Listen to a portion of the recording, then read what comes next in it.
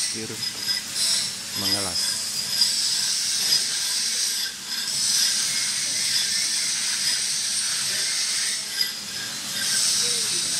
Perhatikan cara mengikir di tangan, badan, kaki, serta gerakan ayunan zikir.